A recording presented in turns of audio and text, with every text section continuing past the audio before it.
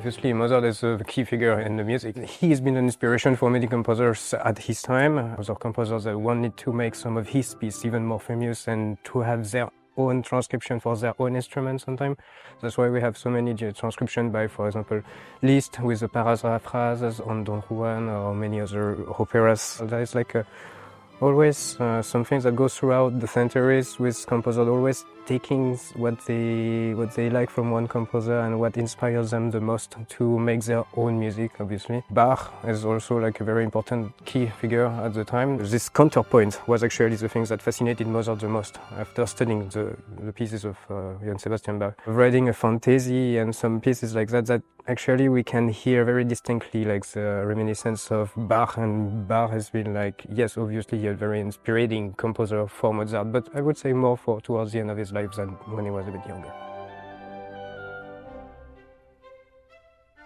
Well, this C major concerto, what musicologists say, has been written 1 month after the D minor concerto, the number 20. The D minor concerto is already in the tonality, is a very tragic and dramatic concerto, and it's kind of amazing to see like the big change of characterization inside of this C major concerto, which is a lot more bright, majestuoso, and a bit more juvenile, I would say, in the writing, which is like a big break between like this two concertos, especially in such a short amount of time.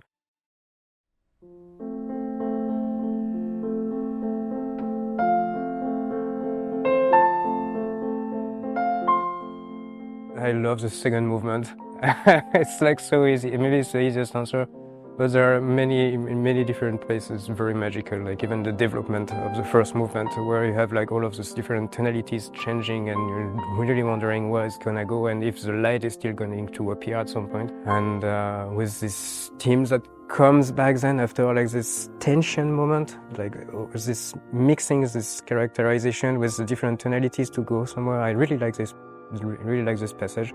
But yes, obviously the second movement is like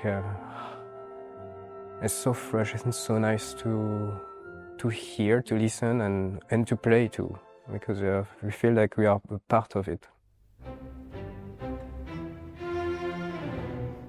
The joy to be analyzing it and trying to find different characterization for different lines. It's like each note is like a word, then to have a conversation with another character inside of the same piece. And I think like trying to go through all of that is always really fascinating.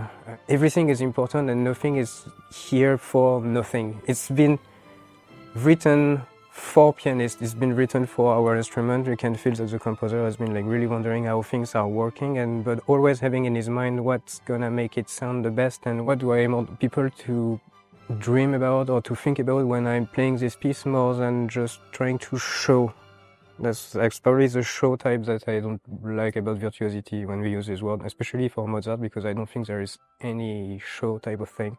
It's always more honest to express something or to say something important that he had to say.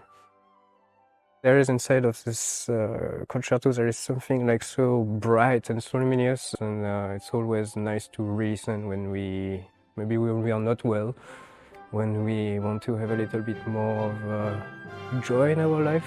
It's a perfect piece. Otherwise, it's D minor if we are really not feeling that well.